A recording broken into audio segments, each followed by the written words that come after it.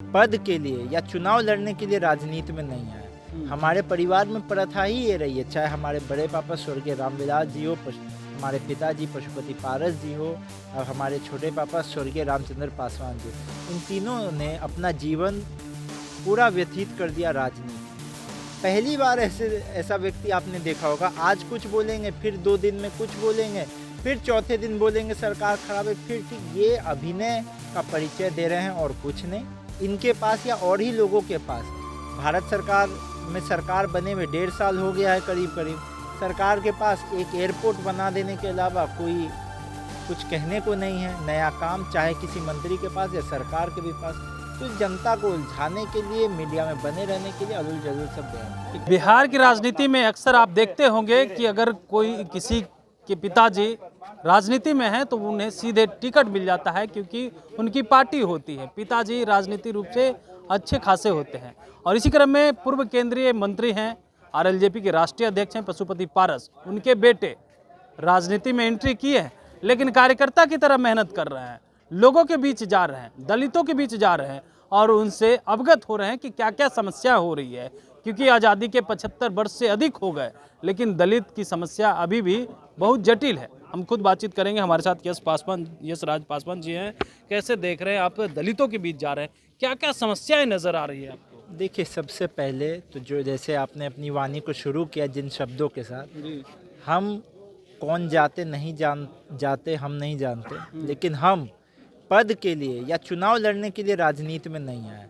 हमारे परिवार में प्रथा ही ये रही है, चाहे हमारे बड़े पापा स्वर्गीय रामविलास जी हो, हमारे पिताजी पशुपति पारस जी हो, और हमारे छोटे पापा स्वर्गीय रामचंद्र पासवान जी हो, इन तीनों ने अपना जीवन पूरा व्यतीत कर दिया राजनीति में। तो आज आप हमें छपरा में देख रहे हैं, कुछ दिन पहले कहीं थे। आने वाले कम देखने को मिलता है यश जी, क्योंकि देखते हैं कि अब विभिन्न पार्टियों की बात कर ले तो अपने भाई की बात कर ले, जो चिराग पासवान है, वर्तमान में केंद्रीय मंत्री, वो सीधे राजनीति में आकर के टिकट मिल गया और पहली बार चुनाव जीत गए जमुई से। देखिए, हम इतना ही कहेंगे कि जो बड़े पापा ने लकीर खींची और जिसको वर्तमान में उस लकीर को संभालने का काम और उसको और आगे बढ़ाने का काम हमारे बड़े भाई प्रिंस राज जी और हमारे नेता पशुपति पारस जी कर रहे हैं, हम उनका कंधे से कंधा मिलाने हैं। और यहाँ पे हम देखिए, सभा नहीं, सभा तो हम लोग करते ही हैं अनेकों जगह पर, साथ साथ सभा के साथ साथ हम लोग चौपाल का कार्यक्रम चला रहे हैं, दलित चौपाल करने का। उसका उद्देश्य ही यही है, जनता के साथ जाके विचार विमर्श हो। क्योंकि सभा में क्या होता है कि जनता और नेता में एक फासला हो जाता है। सभा में भीड़ भी ज़्यादा होती है, मंच सजता है, ताम झाम रहता है, होश हुल्ला, पूरा हल्ला उल्ला खूब होता है। चौपाल में ऐसी व्यवस्था हम लोग नहीं रख रहे हैं। यहाँ पे डायरेक्ट संवाद का हम लोग प्रयास कर रहे हैं जनता के साथ और उनके साथ रूबरू हो रहे हैं, ताकि हम लोग भी ज़मीनी हकीकत पे क्या सही में समस्या है वो देख पाए, वो हमारे विचार को सुन पाए। अपराध को लेकर के भी आप लगातार बातों को रख रहे हैं। चिराग पासवान भी कह रहे हैं, हम जिस सरकार को समर्थन कर रहे हैं, हमें अफसोस है इस सरकार में कि जहाँ पे अपराध हो रहे हैं।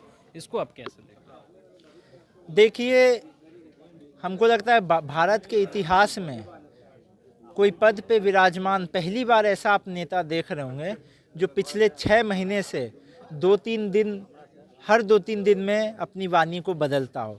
आज वो व्यक्ति कहते हैं कि हमें सरकार की जो नीति है, नियत है, उससे हमें परेशानी हो रही है, उसकी विधि व्यवस्था जो जैसा उसका संचालन है खराब है। 2 दिन बाद कहते हैं कि सरकार ठीक काम कर रही है, नीतीश कुमार सुशासन बाबू है।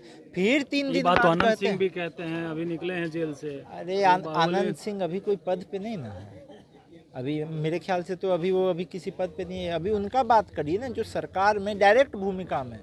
ऐसे तो अनेकों लोग हर पार्टी में होते हैं, अपने पार्टी और अपने सरकार के पक्ष में बोलते हैं। जनता तो अकाउंटेबल उन्हीं को मानती है ना जो पद पे विराजमान है। आनंद सिंह कुछ नहीं है, उनको नहीं मानते हैं। नहीं, हम कह रहे हैं जो पद पे विराजमान हो, जो मुख्य लोग हो, जो सरकार चला रहे, ये हमारा कहने का मतलब है। तो देखिए, जो मुख्य लोग हो, और उसमें जैसे आपने हमारे भाई की चर्चा की, हमारे भैया की चर्चा की, पहली बार ऐसा व्यक्ति आपने देखा होगा, आज कुछ बोलेंगे, फिर 2 दिन में कुछ बोलेंगे, फिर चौथे दिन बोलेंगे सरकार खराब है, फिर ठीक। ये अभिनय का परिचय दे रहे हैं और कुछ नहीं।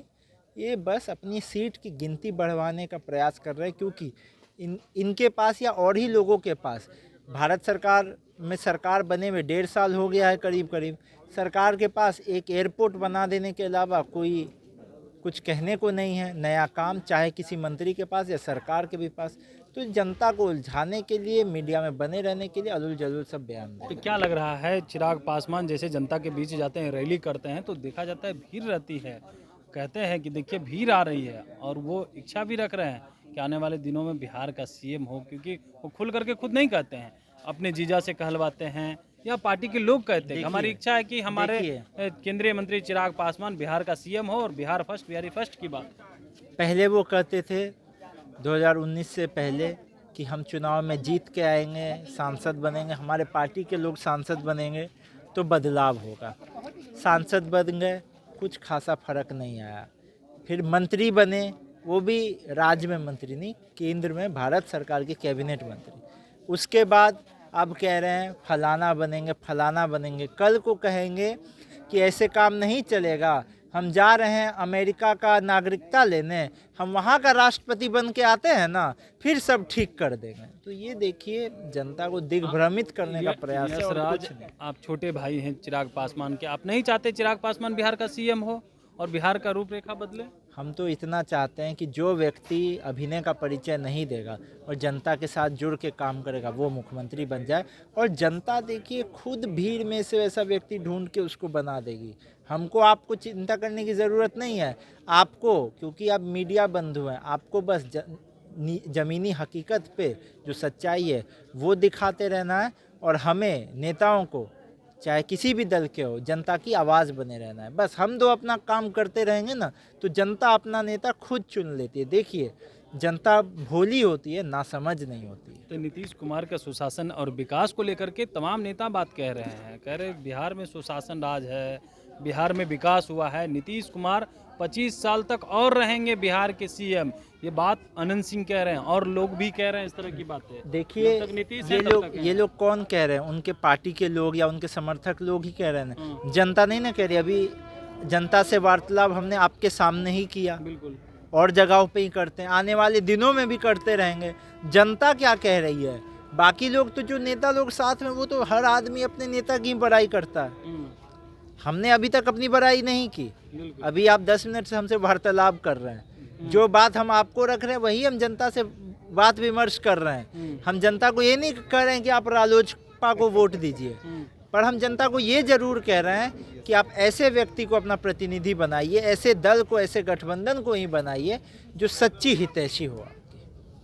क्या पशुपति पारस की पार्टी अगर सरकार में आती है तो दलित के लिए काम करेगी या फिर वो इसी तरह से जुमला निकल जाएगा? क्योंकि हर लोग जो है स्वाभाविक बात है, काम करने के कारण ही ना सब लोग हमारे साथ हैं। जहाँ जा रहे हैं लोगों से बात विमर्श हो रही है, साथ मिल रहा है, तो स्वाभाविक बात है ना। सरकार अभी विपक्ष में है, पर विपक्ष उल्टा वही तो सोचिए कि सरकारी प्रणाली हमारे साथ नहीं है, हमारे पास कोई योजना या घोषणा करने को नहीं है, हमारे पास वादे करने को है, मैनिफेस्टो देने को है, अपना विचार बताने को है, उसमें ही हमारे साथ लोग जुड़ रहे हैं। तो स्वाभाविक बात है कि जब हमें मौका मिलेगा या हम ऐसे व्यवस्था का जब हिस्सा बनेंगे, जब सरकार में आएंगे, जब जिम्मेवारी आएगी हमारे कंधों पर, तो उसका निर्वहन का प्रयास करेंगे, जनता को साथ रख के प्रयास करेंगे। चलिए एक आखिरी सवाल ले लेते हैं। बिहार की राजनीति में चुनाव भी होना है और चुनाव लड़ने को लेकर के चर्चाएं हैं कि नेता चुनाव लड़ेंगे। आपके भाई भी चुनाव लड़ेंगे बिहार में, क्योंकि वो उन्होंने खुद कह दिया। तो क्या अगर चिराग पासवान चुनाव लड़ते हैं तो क्या यशराज पासवान उनके खिलाफ बिगुल फूकेंगे उस सीट से? देखिए ये सब अभिनय करने का प्रयास है और कुछ नहीं। और आप लड़ेंगे उनके खिलाफ चुनाव अगर हमें पार्टी अगर मौका देगी चुनाव लड़ने का तो भी ठीक, नहीं देगी तो भी ठीक। देखिए हमारे तो हमारे परिवार में प्रथा है कि जो राजनीति में आ जाता है वो पूरा जीवन निछावर करता है। हम आए हैं जीवन निछावर करने के लिए। अगर पार्टी हमें कोई और दायित्व के योग्य समझती है, अभी जिसके योग्य समझी हुई है वहाँ हमें कुछ और जिम्मेवारी देना चाहेगी वो भी ठीक, नहीं देना चाहेगी वो भी ठीक। जिस भूमिका में रखेगी हम वो सब करते रहेंगे, और आने वाले समय में अभिनय करने वालों को जनता आईना दिखा देगी। आप बस जनता के बीच में, आप पत्रकार बंधु हैं, आप बने रहिए, हम बने रहेंगे, बाकी सब समय के साथ उजागर हो जाएगा। चलिए सब समय के साथ उजागर हो जाएगा। और सीधे तौर पे कह रहे हैं कि देखिए अभिनय करने वाली जनता को समझ रही है, और कौन अभिनय कर रहे हैं, क्या कर रहे हैं, तमाम चीज़ को लेकर के। लेकिन चुनाव लड़ने को लेकर के कह रहे हैं पार्टी अगर दायित्व देती है तो चिराग पासवान के खिलाफ भी लड़ने की बात कर रहे हैं। अब देखने वाली बात होती है कि आगे क्या कुछ होता है। हालांकि उन्होंने ये नहीं कहा कि चुनाव लड़ेंगे। कमलेश कुमार, लाइव बिहार।